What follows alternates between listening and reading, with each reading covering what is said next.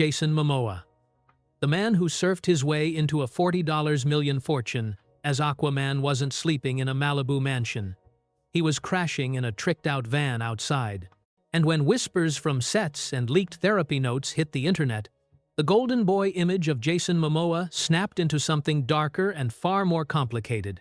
So, how do you go from lifeguard extra to global icon, and then end up sleeping in a parking spot, staring down rumors that refuse to die?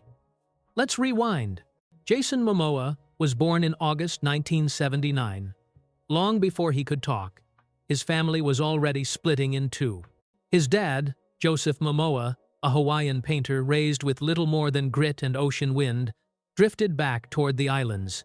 His mom, Connie, a photographer from a small Iowa town, stayed in the Midwest with baby Jason. That tug of war between Hawaii and Iowa would become his whole identity. Too different for Norwalk, too mainland for the islands. He got shoved into lockers, mocked for sandals and skin tone, called an outsider haole on summer trips back to Hawaii. Imagine growing up feeling like a stranger in every room. He graduated absurdly young, just 16, in 1997, kicking a ball on the same fields as another Norwalk kid, Brandon Routh. No one knew they'd both wear capes one day, Momoa as Aquaman, Routh as Superman, back when their team couldn't even reach state. Momoa dreamed of marine biology, stacked college-level science classes, and moved to Hawaii. Then, fate yanked the wheel. At 19, a designer spotted him at a surf shop.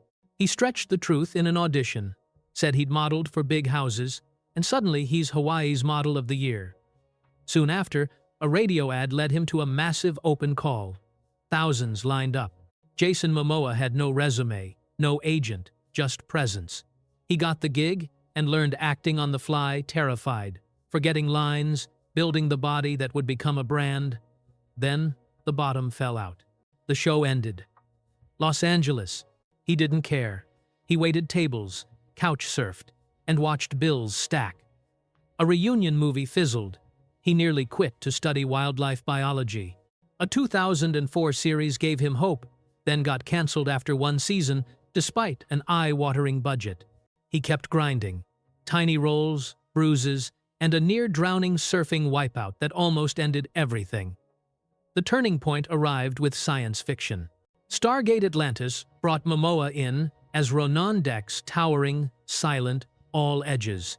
He trained like a madman with stunt coordinator James Bamford and hid injuries to keep the job.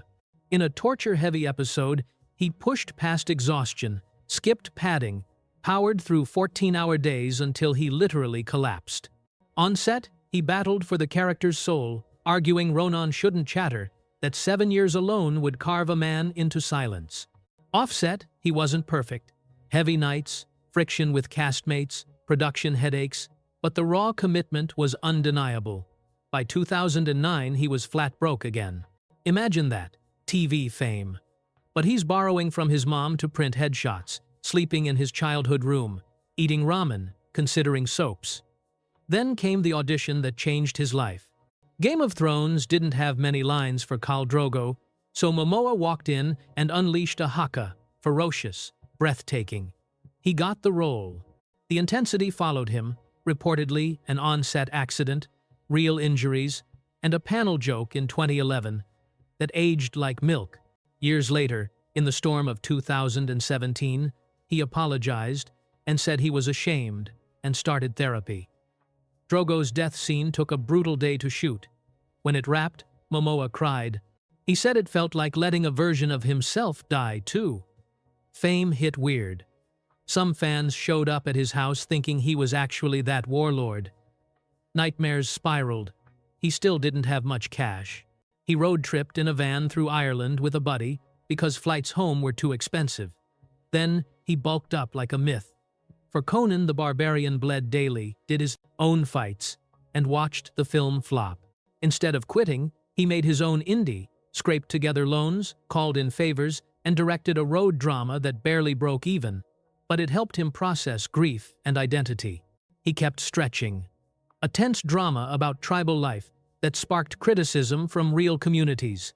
An icy, low-budget survival thriller where he carried the film without superhero suits. Voice work that showed he could laugh at himself. And then, the pivot. Zack Snyder saw something no one else did and tapped him for a very different kind of Aquaman. The initial team-up movie was chaotic. Joss Whedon's reshoots, shifting tones, but Snyder's longer cut later reframed what they'd tried to build. When the solo film exploded at the box office, Momoa became a global face overnight. Success didn't erase the noise. During Amber Heard's legal battles, claims surfaced that Momoa showed up drunk on set, dressed like Johnny Depp, pushed to have her fired. The studio called him professional. The internet? It never forgets. Around the same time, he admitted he was houseless by choice, living in a high-end van near his old place, talking about nature and freedom. Some people loved it. Others rolled their eyes. The sequel later stumbled through reshoots and delays, earning less than half the original.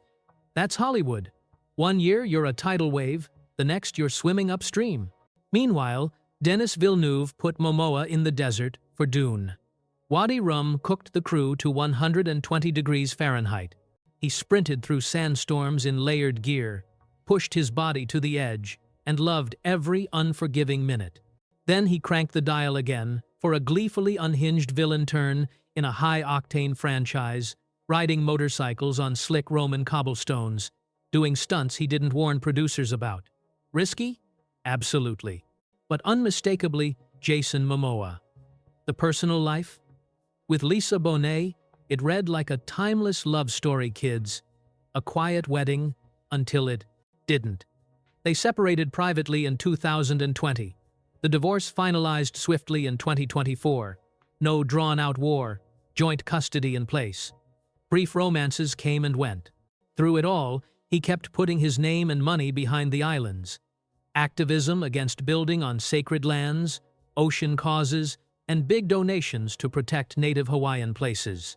That part of him never wavered. Then, the internet threw gasoline again.